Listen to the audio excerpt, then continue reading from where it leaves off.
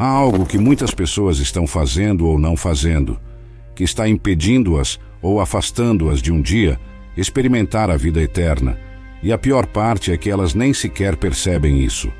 É sobre isso que vamos falar neste vídeo hoje. Estamos olhando para lições que você e eu podemos aprender enquanto nos elevamos e escalamos as montanhas da Bíblia, porque Deus quer falar conosco dessas mesmas montanhas hoje. Agora, mudamos nossa atenção para uma montanha muito importante no Novo Testamento. Esta é o que é chamado de Monte das Bem-aventuranças, onde Jesus pregou seu famoso Sermão da Montanha em Mateus, capítulos 5 a 7. Vamos explorar algumas lições muito importantes neste vídeo. Como sempre, quero dar um pouco de contexto. Então quero que você imagine que é um judeu do primeiro século e está viajando pela Galileia. Há esse professor que está ganhando popularidade e fama, cujo nome é Jesus. Por onde ele passava, havia multidões de pessoas o seguindo, pois ouviram que ele era capaz de curar os doentes, ressuscitar os mortos, fazer os coxos andarem e os cegos verem. Ele ensinava como alguém que tinha autoridade e havia multidões o seguindo por toda parte. Na verdade, para contextualizar isso, em Mateus capítulo 4, versículo 25, diz que grandes multidões o seguiam por onde quer que fosse. Pessoas da Galileia, das 10 cidades, de Jerusalém, de toda a Judéia e do leste do Rio Jordão. E então, no próximo capítulo, no capítulo 5, versículos 1 e 2, diz que um dia, ao ver as multidões se reunindo, Jesus subiu ao lado da montanha e se sentou. Seus discípulos se reuniram ao redor dele e ele começou a ensiná-los. Então, o que Jesus está prestes a ensiná-los nesta montanha tem sido referido como o Sermão da Montanha de Jesus, seu ensino mais famoso. Neste sermão, ele vai introduzir o conceito de seu reino. Agora, sempre que você menciona a palavra reino para um judeu do primeiro século, eles automaticamente assumem que o Messias viria e restauraria o reino de Israel, e que o Messias traria um reino que incluiria bênçãos materiais e físicas. Mas o que Jesus ensina nestes 3 capítulos é muito, muito diferente do que eles esperavam.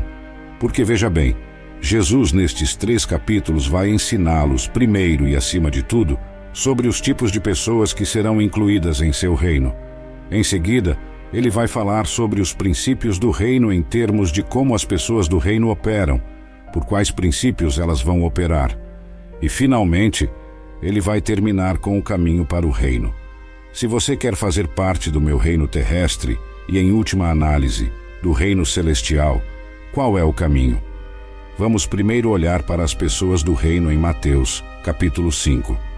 Note que Jesus diz aqui: Deus abençoa aqueles que são pobres e percebem sua necessidade dele, pois o reino dos céus é deles. Espere um segundo, segure aí, porque se você é um judeu do primeiro século, isso vai contra a corrente de tudo o que você estava pensando. Porque pense nisso, se este é um reino, se você é o Messias, como você diz ser Jesus, e está estabelecendo um reino, por que haveria pessoas pobres no reino? E então, quando Jesus vem e diz: Ei, as pessoas que vão estar no meu reino, a primeira coisa que ele diz é que elas vão ser pobres. Eles não entenderam que Jesus não estava falando de pobreza material, ele estava falando de pessoas que se veem como pobres espiritualmente, que são espiritualmente empobrecidas, que precisam da riqueza espiritual de Deus. Eles entendem isso. E para as pessoas que entendem que são espiritualmente falidas, são essas pessoas que serão incluídas no reino de Deus. Ele continua falando sobre pessoas que estão de luto, pessoas que são humildes e mansos, pessoas que têm fome e sede de justiça. Ele fala sobre todas essas coisas. Fala sobre pessoas que estão sendo perseguidas por fazer o que é certo. Estes são os tipos de pessoas que serão incluídas em seu reino. Então, finalmente, ele termina esta sessão falando sobre pessoas em seu reino que vão ser sal e luz, ou seja, pessoas que vão iluminar a escuridão, pessoas que vão ser como o sal, vão adicionar e realçar o sabor, vão mudar o ambiente, pessoas que vão fazer a diferença, agentes de mudança. Então, até agora, Jesus, isso não está soando como o tipo de reino que esperávamos. E então agora, Jesus move sua atenção para a segunda parte de seu sermão, não apenas as pessoas do reino, mas os princípios pelos quais as pessoas do reino vão operar. E é quando o sermão de Jesus realmente os deixa confusos, porque ele começa a desafiar muitas de suas ideias, tradições, suposições e pressupostos sobre o que Deus quis dizer quando escreveu o Antigo Testamento através de Moisés. Agora, só um pouco de contexto. Até este ponto, os judeus entendiam e interpretavam principalmente o Antigo Testamento como referindo-se a uma justiça externa. Eles tinham entendido mal o próprio coração da lei do Antigo Testamento e a transformaram em um conjunto de regras, regulamentos e rituais. Jesus vai chegar agora e redefinir ou cumprir ou explicar melhor o que Moisés quis dizer quando escreveu alguns desses mandamentos na lei do Antigo Testamento. Jesus começa esta sessão com uma afirmação impressionante sobre como entrar em seu reino. Ele diz: "Mas eu aviso vocês, a menos que a sua justiça seja melhor do que a dos mestres da lei religiosa e dos fariseus, vocês nunca entrarão no reino dos céus." Uau! Agora, se eu sou um judeu do primeiro século e ouvi isso, eu imediatamente pensaria que não há esperança para mim. Se eu tenho que viver minha vida mais justamente do que os fariseus e os mestres da lei, se é isso que eu tenho que fazer para entrar, então, homem, não há esperança. Mas eles não entenderam o que Jesus está prestes a dizer. E é aí que ele começa a compartilhar com eles os princípios. A primeira coisa sobre a qual Jesus fala aqui é a ira. Basicamente, o que ele está dizendo é: "Ei, eu sei que vocês ouviram que não matarás é tudo em que vocês têm que se concentrar. E no final do dia, contanto que você possa marcar a caixa que não matou ninguém, isso significa que Deus está satisfeito com você." Mas Jesus diz: "Espere, não necessariamente. Não é tão fácil.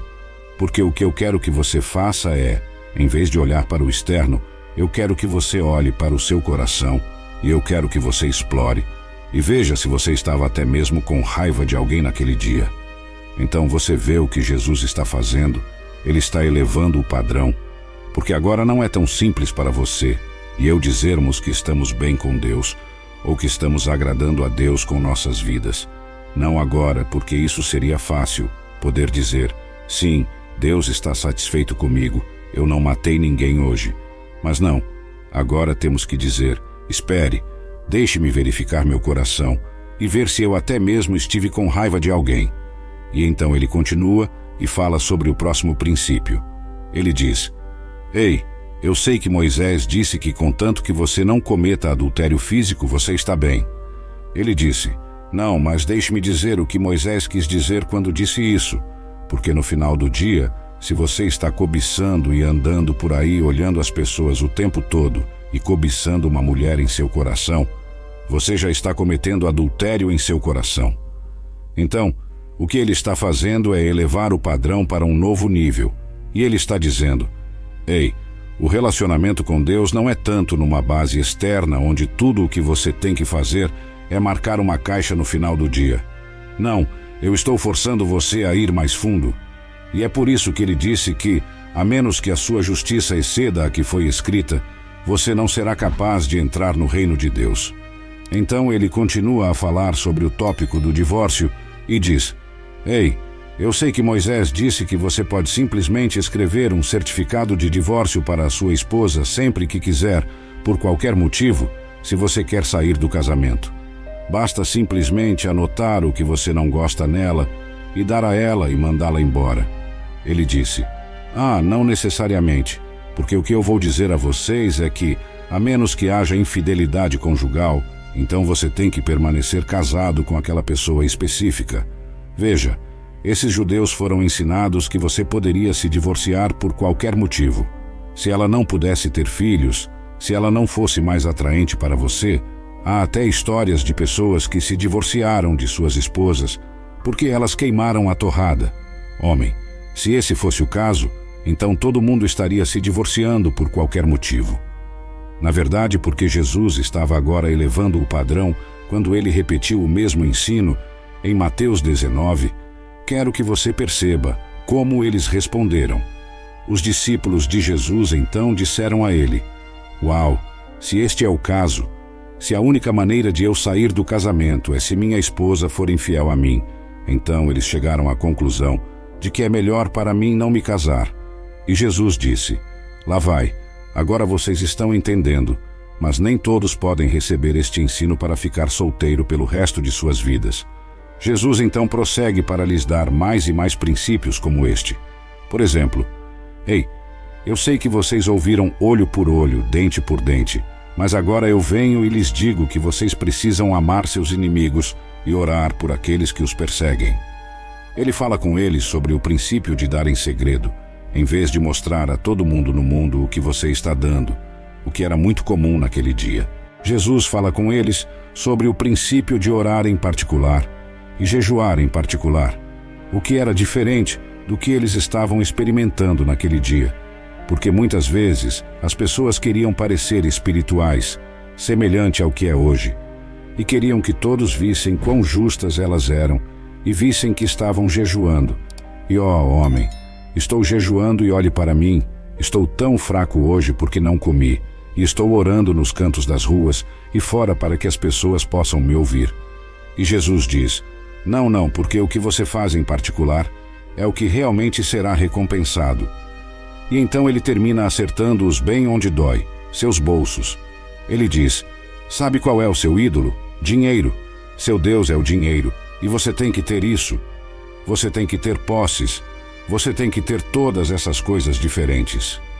E ele diz: olha, você não pode adorar tanto Deus quanto o dinheiro. E então Jesus passa para o aspecto final de seu sermão. Ele falou sobre os tipos de pessoas que estão no reino, depois estabeleceu um monte de princípios pelos quais as pessoas do reino vão operar, e agora ele os atinge com este último ponto: qual é o caminho para o seu reino? Jesus diz aqui em Mateus capítulo 7, versículos 13 e 14, você só pode entrar no reino de Deus através do portão estreito. A estrada para o inferno é larga e seu portão é amplo, para muitos que escolhem esse caminho. Mas o portão para a vida é muito estreito e o caminho é difícil e poucos o encontram. Sabe o que Jesus está dizendo? Ele está dizendo: sabe, é muito mais fácil, se você quer ir para o inferno, do que ir para o céu e fazer parte do meu reino, porque é amplo, é fácil. Você não tem que sacrificar nada, você não tem que desistir de nada, você não tem que negar sua carne, você não tem que fazer nada disso, você não tem que acreditar, você não tem que confiar, você não tem que ter fé, você não tem que fazer nada disso. Tudo o que você tem que fazer é simplesmente seguir a multidão, porque diz que largo é o portão. Mas quando se trata do meu reino, ele diz que poucas pessoas vão encontrá-lo, e o caminho é muito estreito. E então ele os atinge com esses versículos mais controversos, versículos que muitos cristãos acreditam ser alguns dos versículos mais assustadores da Bíblia. E vamos olhar para eles. Porque mais cedo, no início deste vídeo, eu disse a vocês que muitas pessoas estão fazendo coisas, ou não fazendo coisas que estão mantendo-as fora do reino de Deus e não permitindo que experimentem a vida eterna. Vamos dar uma olhada nisso agora. Jesus diz no versículo 21, nem todo mundo que me chama de Senhor, Senhor, entrará no reino dos céus. Apenas aqueles que realmente fazem a vontade do meu Pai, que está nos céus, entrarão. Então, observe a primeira coisa que Jesus diz sobre entrar em seu reino. É mais do que apenas dizer palavras. Ele diz: ei, nem todos que simplesmente me chamam de Senhor, Senhor. Então, para pessoas que ensinam que você pode estar no reino de Deus simplesmente dizendo o nome de Jesus ou dizendo Jesus é Senhor, Tiago até diz que os demônios sabem que Jesus é Senhor. Então, simplesmente o que você diz não é suficiente para entrar no reino. Agora, vamos continuar. Ele diz no próximo versículo: no dia do julgamento muitos dirão a mim, Senhor, Senhor. Então eles estão dizendo as coisas certas, e então eles estão fazendo as coisas certas. Nós profetizamos em seu nome, e expulsamos demônios em seu nome, e fizemos muitos milagres em seu nome.